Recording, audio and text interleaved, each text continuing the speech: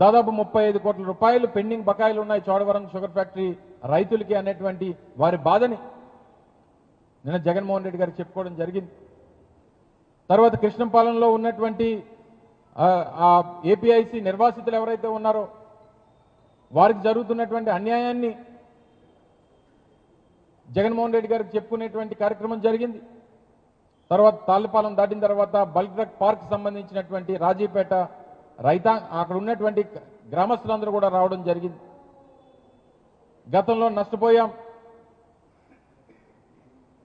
మా మత్స్య సంపద అంతా కూడా మాకు కాకుండా పోతా ఉంది,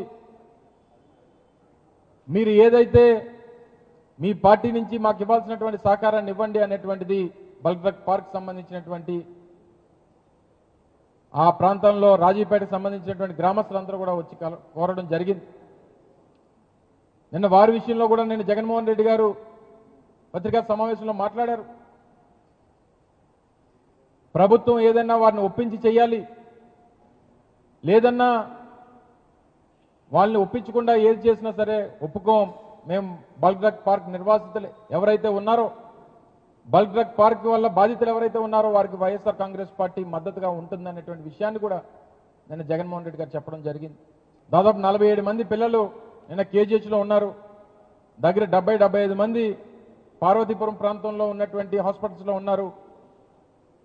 ప్రభుత్వం నిర్లక్ష్యం, అధికారులు ఒకటి చెప్తారు, సంబంధించినటువంటి శాఖ మంత్రి ఒకటి చెప్తారు,